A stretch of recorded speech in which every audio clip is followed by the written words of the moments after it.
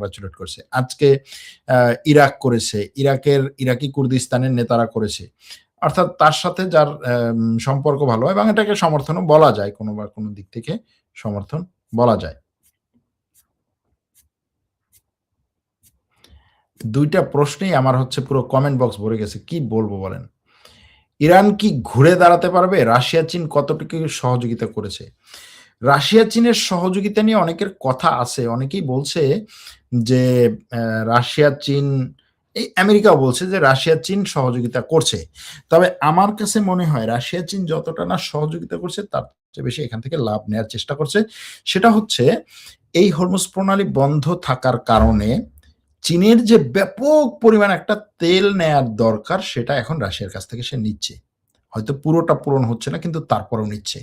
এবং এই তেল দিয়ে রাশিয়া তার এই যে তার তেলের দাম যে একেবারে কম ছিল, মোটামুটি মানুষের হাত পা ধরে তেল বিক্রি করতে হতো, সেটার থেকে উত্তরণ পাবে। রাশিয়ার গতকালকে কিন্তু বলেছে রাশিয়ার প্রেসিডেন্ট যে, "এই ইউরোপ, তুমি যে তেলের সমস্যায় ভুগতেছো, এখন যদি তুমি চাও আসো আমার কাছে। আমার কাছে এসে তুমি তেল ভিক্ষা করো, আমি তোমারে তেল দেব।" এরকম একটা মানে বলছে যে ইউরোপ যদি চায় এবং সে যদি সিগন্যাল দেয়, পজিটিভ সিগন্যাল দেয়, আমি তার সাথে হচ্ছে তেলের বিজনেস আবার করতে চাই। অবশ্যই আমেরিকা তো আর এটা করতে দিবে না। কিন্তু তারপরেও আ রাশিয়া এখান থেকে সুযোগ নিচ্ছে, চীন এখান থেকে সুযোগ নিচ্ছে এবং চীন শুধুমাত্র তেল কেনা বা করাই না, চীন এখান থেকে ভালো আ সামরিক কৌশল এবং টেকনোলজির ব্যাপারে সুযোগ নিচ্ছে।